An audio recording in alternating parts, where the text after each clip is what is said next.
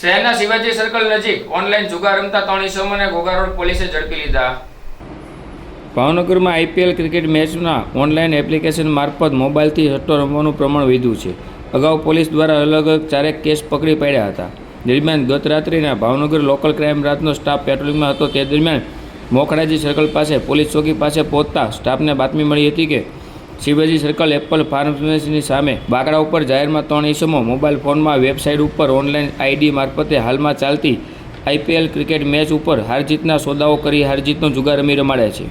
આ બાતમીના આધારે બાતમી વડે જગ્યાએ રેડ કરતા 3 શખ્સો ધનોમલ ઉર્ફે રાજુભાઈ નેબલદાસ બુલવાણી રહે સિંધુનગર, સૂરજ ઉર્ફે સોનુ રઘુભાઈ માપવાણી રહે માતુદૂષણ પાછળ રસાલા કેમ્પ અને ભારત ગોરધનદાસ કુકરેજા રહે તખ્તેશ્વર રેસિડેન્સી જીએમડીસી ભરતનગર વાળાને મોબાઈલ ચેક કરતા ઓનલાઈન એપ્લિકેશન ડાઉનલોડ કરીને આઈપીએલ તથા પીસીએલ ચાલતી મેચમાં આઈડી પાસવર્ડ નાખી ઓનલાઈન જુગાર રમતા 3 ઇસમોને ઝડપી લઈ ધોરણસરની કાર્યવાહી હાથ ધરી હતી।